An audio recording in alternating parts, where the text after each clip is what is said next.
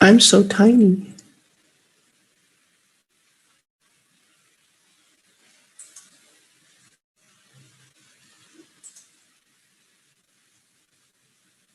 Okay, I think we're good. All right.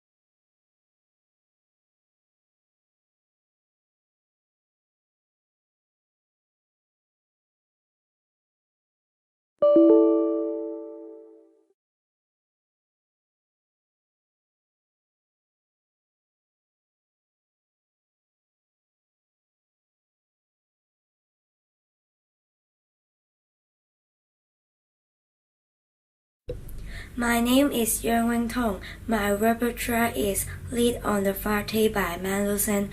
Please enjoy.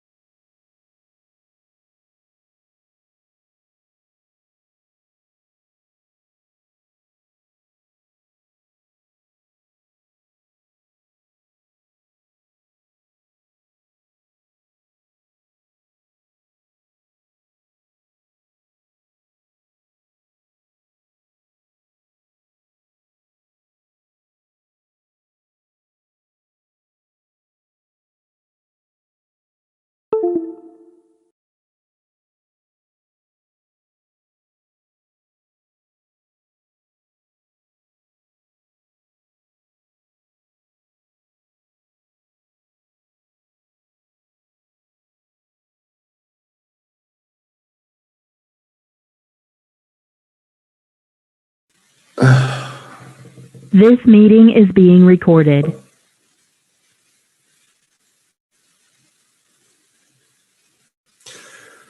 Okay.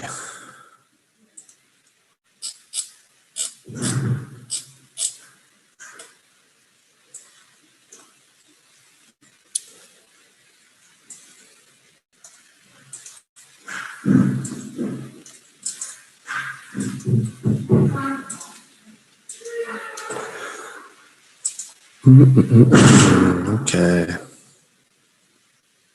Oh my God. I'm covered in numbers. Okay.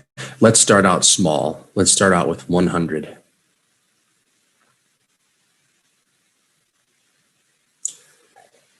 Oh, we can start with 1,000. I guess that's okay too. Okay. 1,000. This is with 3 zeros. 1,000. I have $1,000. I would like to purchase a new PlayStation 5 and some games. $1,000. Okay, next. 4 zeros is 10,000. $10,000. I have $10,000. I would like to purchase a car. This will give you a good idea of the amounts in US dollars, not Hong Kong dollars. Okay. Next, when we have 5 zeros, this is 100,000. $100,000. I have $100,000. I would like to put a down payment on a mansion. Okay. Next, when we have 6 zeros, this is $1 million. $1 million. I have $1 million. I would like to purchase 2 homes, 2 houses. And maybe not, maybe 2 small houses in the United States. Okay, next, when we have 7 zeros, this is $10 million.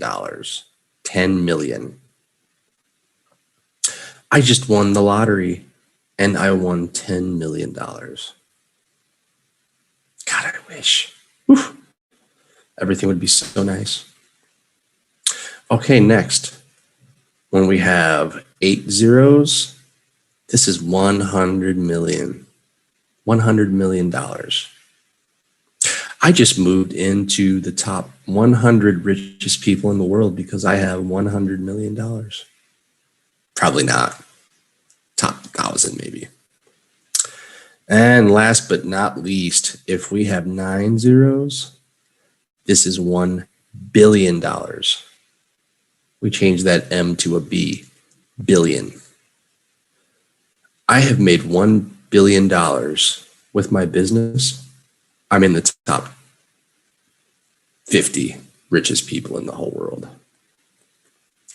1 billion. And so on and so on and so on. The next is trillion. And then I believe quadrillion after that. But okay, those are huge numbers. We'll never reach those numbers personally, I don't think. It's a nice concept, but I highly doubt it. Okay, that was cool.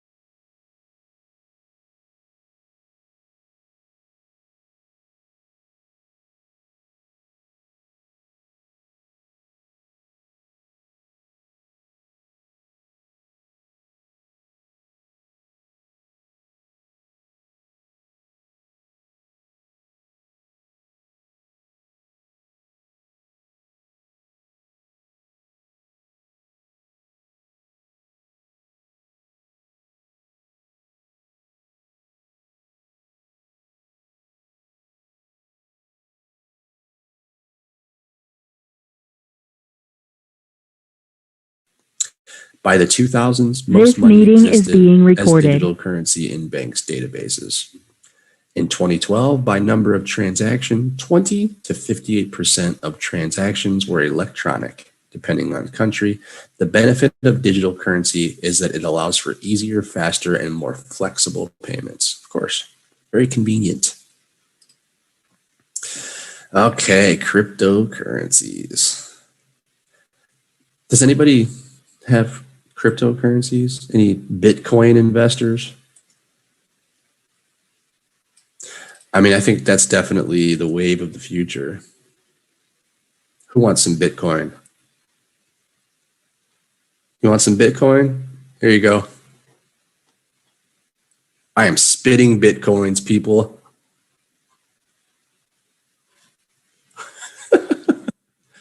Crazy. Okay, enough of that.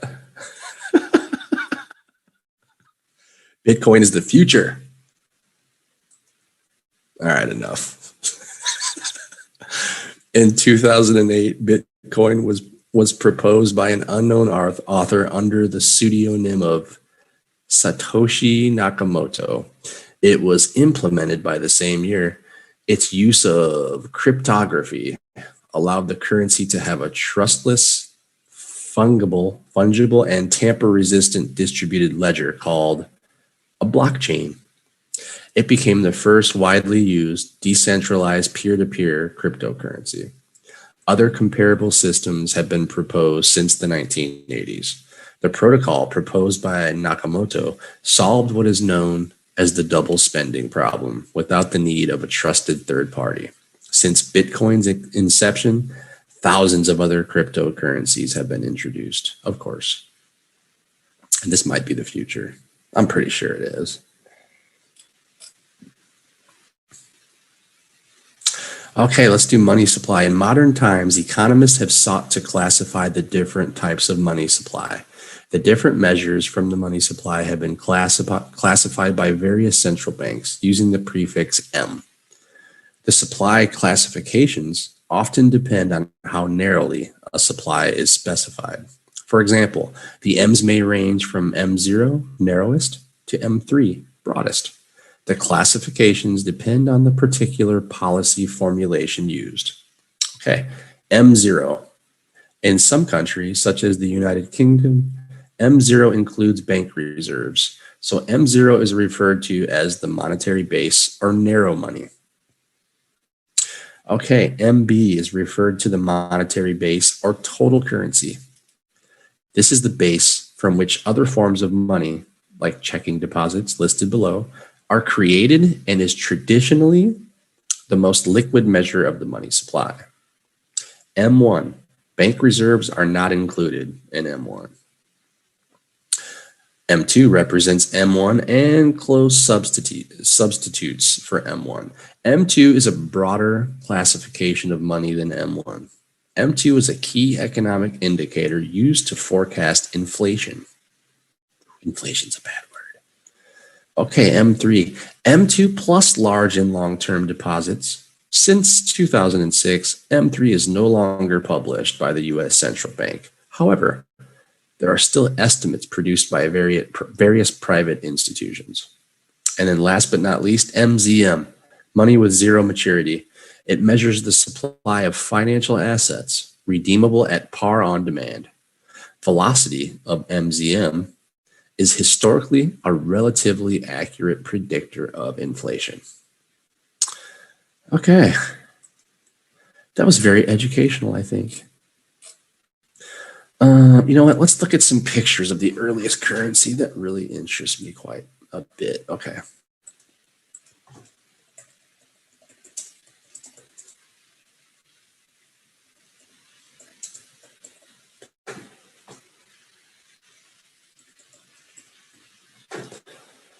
What?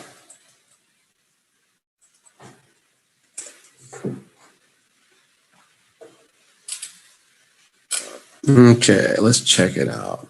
I think we're going to see a lot of US money, but that's not the first. Okay, let's check it out anyway.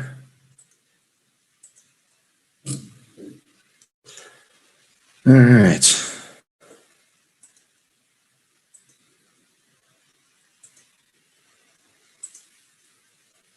Okay, these are essentially some of the first notes in the United States. Yeah. Ooh, $1 was worth a lot back then, actually.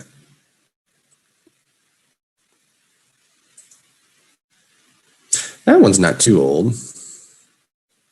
I mean, 1929, but it's still not too old. Ah, here we go.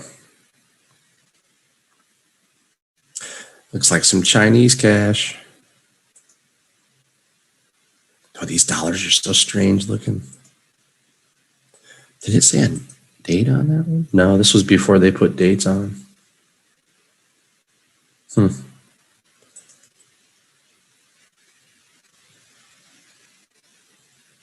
Confederate States of America. Oh, that one didn't last long, did it?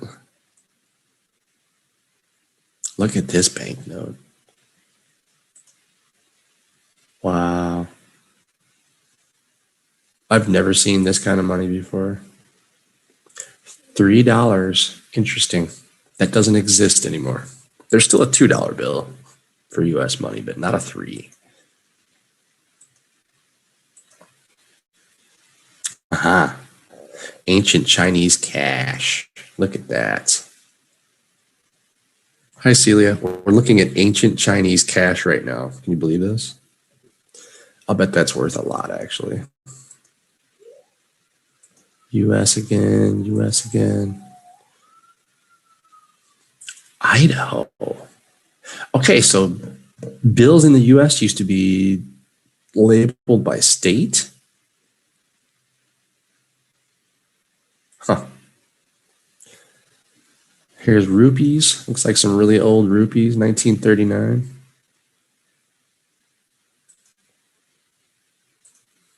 Oh, there we go. Some Roman coins. Oh, this says British. That's not British. Looks Roman or Greek to me.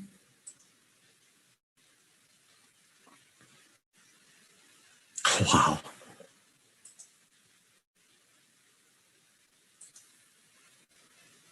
$1949. Celia says, our notes and coins had Queen Elizabeth, still can use after 1997. Of course, that makes sense. Hong Kong, British.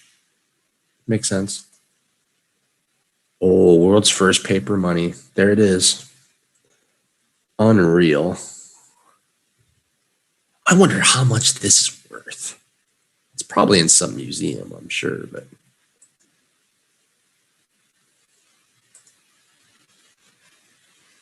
yeah, each state had their own currency.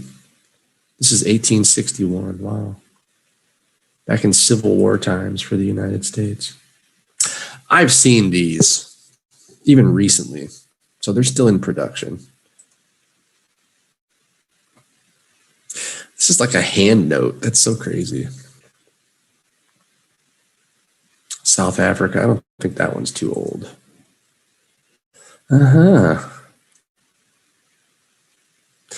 Ruble, peso, real, reais, pound, franc, lira, kroner, rand, won, kroner, peso, shilling, rupee, new shekel, real, dollar, new dollar, cologne. Okay.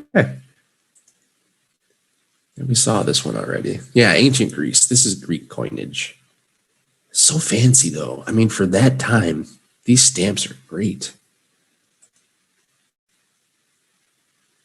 Here's an old pound from Great Britain. Chinese paper money, the Silk Road. Wow. Okay, that's current. Yeah, thank you so much, China, for creating the first paper money.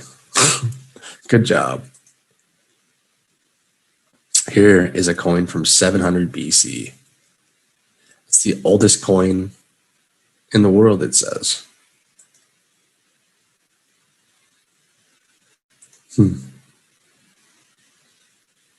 It's 1994. It's not old. Bolivia. That's what I'm talking about. Look at those coins. Wow. Those are old. Interesting.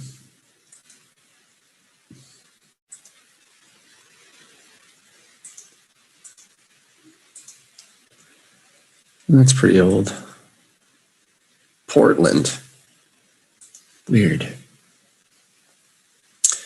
Old pesos. Looks like old real, maybe. No, that's Pakistani money. I'm sorry. Wait, they had a woman on the dollar? That's cool.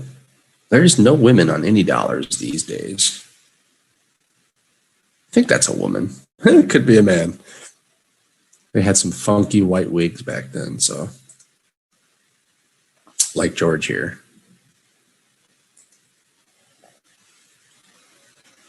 I don't know how old that is. I don't see a date. Central government, it's pretty recent. Bank of Scotland. Look at that. Those are nice. Britannia. 1 farthing. Didn't know they called money farthings. Okay. Singapore. Maybe Russia? Don't know. Old Chinese paper money. India. Super old dollar. India. First paper currency again.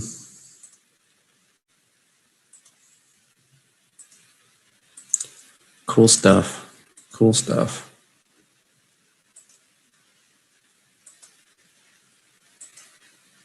You know, I'd like to just collect money, old money.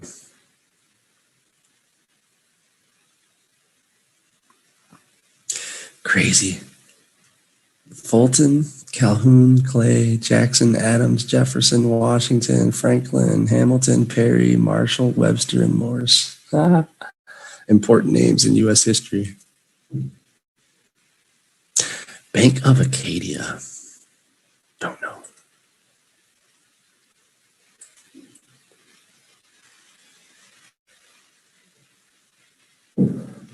I don't know if that's old or not, but it's really cool.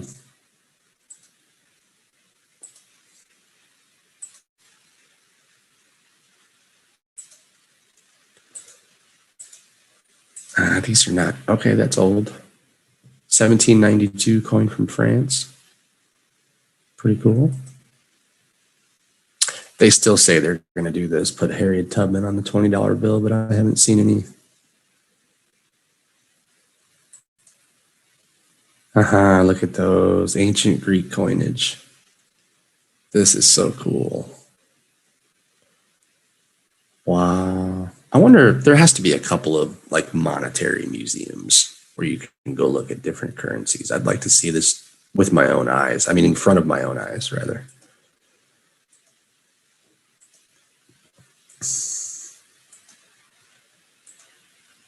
Okay. Enough of that. Let me find something interesting here really fast.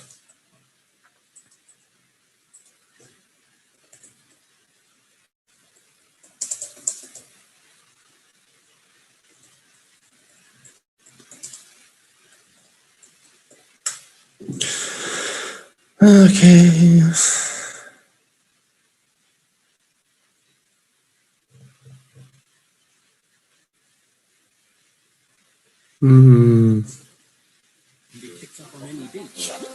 Okay. Here we go.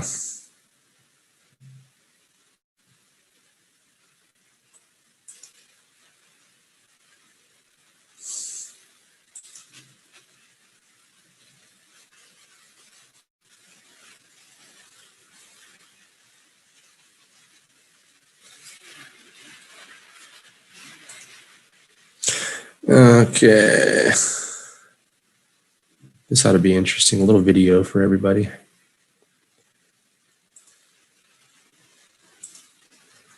Okay, let's share. Hopefully this works.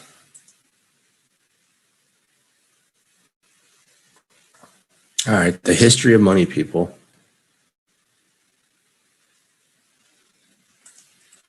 In 10 minutes.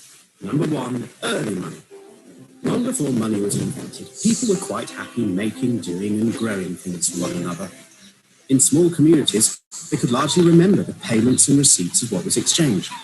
Keeping tabs or tallies of these exchanges helped with the key requirement, which was to record who'd been paid and who was still owing.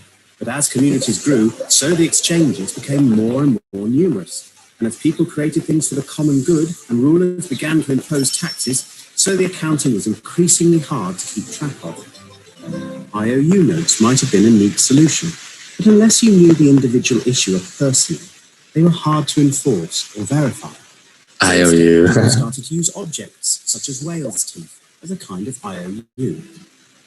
This intermediate step in the exchange process meant that people were free to trade with anyone, and they could even store up purchasing power for later use with their retradable IOU tokens. So at the same time that humans invented money, they'd also invented debt. Number 2. Unfortunately. Metal money. Once people start using money to facilitate trade, whether in the form of shells, barley, feathers, or whale's teeth, some useful characteristics of money become apparent. Barley, for example, is heavy to carry, so not portable or even durable. Whale's teeth are hard to split into two, so not easily divisible. Shells can be picked up on any beach, so not exactly scarce. And if the token standing as money doesn't have much intrinsic value, like feathers, it's hard to trade outside your immediate community. Another noticeable feature of money was that having a lot of it made you powerful, and power could get you a lot of it. So kings hit on the idea of minting coins from precious metals, stamping them with an emblem that guaranteed their weight and value. Metal money ticked all the money boxes, and because it had intrinsic value, it could be used to trade with other communities. But the success of metal money brought temptation, and sovereigns soon realized that by slimming down the coins or slipping cheaper base metals into the mix, they could make money by circulating debased currency worth less than face value. Number 3, paper money. Carrying around large quantities of coins could be exhausting work, and it was early Chinese rulers that hit on the idea of keeping their heavy coins back in the palace while issuing IOU certificates on paper for long-distance trading. Although the paper had no intrinsic value, you could trust it that it was worth what it said it was worth, and they could always exchange it for gold or silver or the coins it represented. As global trade grew, the idea of paper money caught on. But traders and lenders were concerned that it was a bit too easy just to print money. So they tried to link the value of money to the value of gold, which had the benefit of creating a standard for exchange between different currencies. Attempts to peg currencies to a fixed gold standard continued for centuries, but the need for flexible exchange rates always prevailed. And since the early 1970s, the world has stopped trying to keep to a gold standard. So today, the only thing that distinguishes the value of a banknote from any other paper is trust. Number 4, controlling money. Years ago, on the Pacific island of Yap, the nearest thing to gold was the Ray Stone, notable for its enormous size and weight. From the day the chiefs decided to ask for their taxes in Ray Stones, it meant that for all taxpayers, the currency became universal, unavoidable, and under the control of the chief. The most valuable Ray Stones were just so heavy that the Yap population tended to leave their currency in one place and then trade effectively on promises. Any trader who owned a Ray Stone on Yap could issue a promissory note against the value of their stone. And thus, banking was born. And once the chiefs accept these promissory notes instead of Ray Stones for their taxes, they effectively lose control of the amount of money in circulation, the money supply. In the 20th century, some economists argued that the amount of money in circulation directly affects economic performance, and it is important for governments to try to control it. But this is not easy, especially when it's private lenders that create most of it. Number 5, money and inflation. In the 16th century, Spain brought home massive additional supplies of precious metals from the colonies. But what seemed like a dream come true and should surely have boosted trade turned sour when traders simply put up the price of their goods to match this new purchasing power. So the returning explorers were no better off, and those without the new gold were even worse off. It was only those who had debts, which had in effect got smaller, who were actually better off. This was the first appearance of the theory that too much money chasing too few goods can cause inflation. Unless that is, that traders produce more goods, or unless the newer, bigger money supply circulates less rapidly by people saving more, either because they are rich enough or because they're particularly gloomy about the future. Number 6, international money. In the 18th century, the British forced their colonies in America to pay their taxes in pounds, and they made it illegal for the British colonies to print their own money. This meant that the colonies were forced to trade with the motherland to access the currency. According to Benjamin Franklin, the American War of Independence was caused by the sheer burden of British taxation and the disadvantageous trade needed to access British pounds. And the hard-won freedom after the war allowed the Americans to create the American dollar, Of course. which, because of the country's vast trade and trustworthy tax base, eventually became the most widely used currency on the planet, leading many countries, including Britain, to store large reserves of dollars. But by choosing to keep a reserve currency in dollars, the UK ceded at least some power back to those runaway Americans. Number 7, money and building banks. By the 19th century, banking had become a thoroughly respectable business. Huge. Making a profit by basic money lending, banks paid a lower rate of interest for the money they took in than they charged on the money they loaned out. But the banks soon realised that as long as depositors didn't all ask for their money at once, they could in fact lend out many times more money than they had on deposit. This is known as fractional reserve banking. On rare occasions, when depositors all tried to get their money out at once, there was a run on the bank. The effect on the wider economy was so serious that governments started to insure customers' deposits to prevent it happening. Yeah. And thereby enabling banks to... In the US, I think you're insured $100,000. Some banks have taken fractional reserve banking to a whole new level, funding most of their loans not from cash deposits from savers, but with loans from other banks, often secured against bundles of previous loans. So when there was a run on the bank in 2007, banks like Northern Rock not only didn't have enough money to pay out, but the effect went way beyond just one bank. Number 8, money and saving banks. To understand how governments tried to prevent global financial meltdown after 2008, economists distinguish between two kinds of money. Money created by banks inside the banking system and money created by governments outside the banking system. When a bank creates money by making a new loan, the bank acquires a new private asset, the loan, with an equivalent private liability to the borrower to pay it. This is money created inside the banking system. Governments can create money by selling new bonds. These bonds go into circulation as new private assets, but there is no equivalent private liability to pay them. Instead, this outside money is added to the public debt. Although it's normally a very small percentage of total money in the economy, it was this outside money that was used to buy up the bank's bad private debts and write them off. The private sector retained its wealth with new assets inside the system, supported by government, with public debt from outside the system. Number 9, the power of money. Oh, yeah. Since the last traces of a gold standard disappeared in 1973, the world has carried on trading in US dollars, even though these aren't backed by anything of intrinsic worth. The US government's decision to borrow billions for its bank rescue and stimulus plan dramatically increased the supply of dollars, and some predicted that this would lead to a big fall in the dollar's value, on the basis that economies which print money so they can consume more than they produce will suffer price inflation and exchange rate depreciation. 6 years on, this still hasn't happened. Why then does the dollar retain its value? Perhaps with so much of the world holding its wealth in US dollar assets, people simply have faith that the dollar will retain its value. And the knowledge that so many others share that faith reinforces the general optimism that the dollar will stay strong. Number 10, future money. Bitcoin. Coins and paper money, once the cutting edge of technology, are now used in only 2% of transactions. Credit card and electronic banking technology has enabled massive global transactions to take place in a fraction of a second.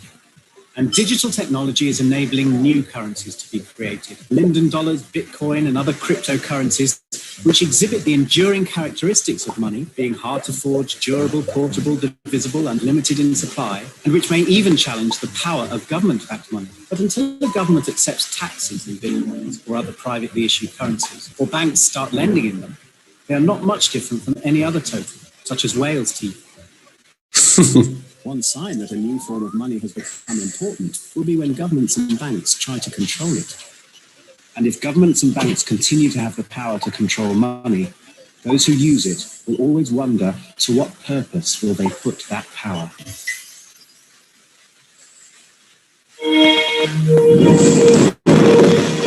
Cool. Get more from the Open University. Check out the links on screen now. Okay. That was interesting. Maybe one more short video wouldn't hurt, huh? Let's check out the history of paper money. Yeah, let's do that. Nope, we're not going to do that.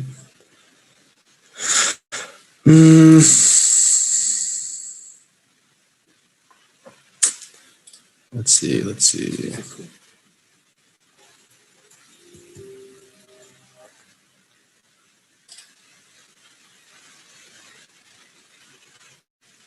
In order to get bacon.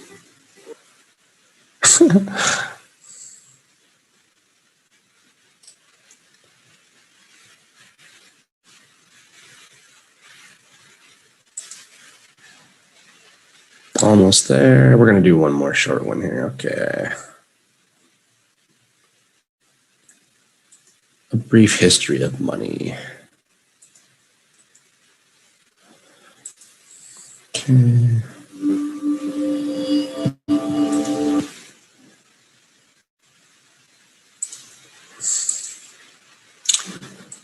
Okay, where are we? Here we go.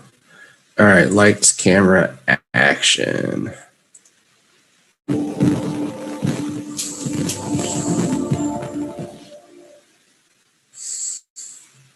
Welcome to Money Wise App.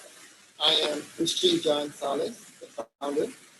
Today, we're going back in time, the very beginning of humanity. Discuss a brief history of money from hunting, gathering to cryptocurrencies. So people have always desired to exchange the end results of their labor with one another. In prehistoric ages, early people were grouped into small tribes. And for a living, people were hunter-gatherers. So there were hunters, fishermen, people who gathered water and other resources. And the concept of money didn't yet exist during these times. And what was more the norm was communal sharing of wealth and resources. No. Not a good one. Okay.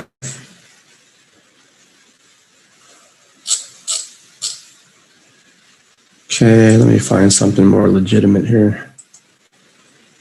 Not that was bad, it's just, okay.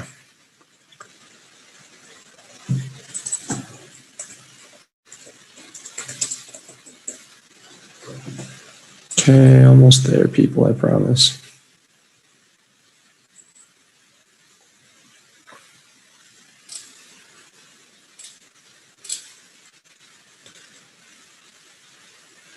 Okay.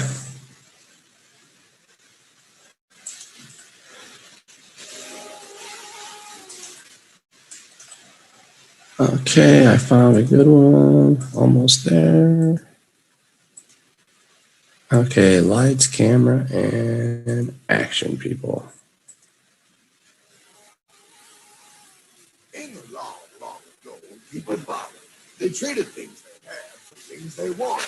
I'll trade you my raspberries for that pair of hot pots. I don't want your berries. Oh, sweet berries. They're not sweet. They're old, and I don't like berries. Give me that hot pot. No. She gave it some pride. Then one day, a gold store walked in and said, Now, everybody thinks gold is valuable, so why doesn't everybody trade gold for things they need? gold, and now it was very easy to conduct commerce because people could trade gold for all the things they needed. Marvin! Wow, look at all my gold! Hey, stop them! That's my gold! Say there, Kyle, I've got a voltage cigar. I can keep your gold safe for you. For a small fee. That's awesome. See, Kyle, this is how Thanks, me. Money. There you go, pal. I owe you 100 gold coins. Okay, great. Come back anytime and redeem your gold when you want. It'll be right here. I know. You're holding the very first paper money. Wow, this is great. It all makes sense. Oh, that's right. It was good. Everybody started using IOUs because everybody knew that IOU was as good as gold. Wow, this candy is really a good price. One IOU. I'm getting some more for later. Hey, wait a minute. It's just one IOU. 10 IOUs for chocolate? You can't just raise prices like that. Oh, the Candyman can. Oh, the Candyman can. Wait, that is wrong. All inflation. Makes your IOUs worth less and less until they are worth nothing. But I worked hard and I think those pot pie. Now I have to work harder to make less? That's not fair. Oh, you think that's not fair? You're going to love the next part. What's he doing? How do banks make money, pal? By making more loans? Oh, that's right. He's good. See, he prints more IOUs without any more gold, loans them out for interest, makes a pretty penny, and nobody is the wiser. Unless everybody wants the gold bank at the same time. Thieves. Total thieves. What are you talking about? I'd like to redeem my IOU. Thank you.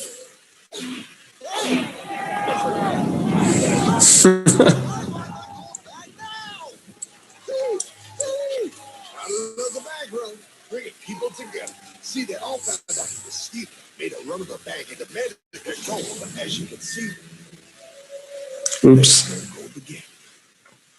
Oops. Okay, that's enough. But yeah, that's definitely the banking system in a nutshell, I think. Wow. Okay, people. This was fun. We talked about cash. We talked about how it started in coinage, actually in IOUs, in bartering. Eventually, it turned from coin to paper notes. Thanks, China. And now we are at the very cutting edge of using electronic currency, cryptocurrency. I really believe that is the future. So if you haven't invested, might be a good time to do so. I really think that this is probably my favorite subject that we've done so far. I'm not money hungry. I just mean that it's interesting to look at the early forms of currency. And I would actually like to visit a museum of world history when it comes to currency. That would be interesting, I think. When our friend showed me his Roman coins, I thought that was so awesome. Something you don't see every day. Let's put it that way. Yeah, I mean, what can I say? Like I said in the promo, cash is king. Cash owns everything. And I think the petrodollar will eventually fade away from this planet, and it will be all digital currency, cryptocurrency. That day might be sooner than later, actually. So, okay, guys, this was wonderful. I really had an excellent time. Leave comments, questions, concerns on YouTube, Facebook, and Instagram. And listen, we'll be back with number 52 next week, and it will be another phenomenal subject, I promise you. Until then, everybody have a fabulous week, and we'll see you soon. Bye for now.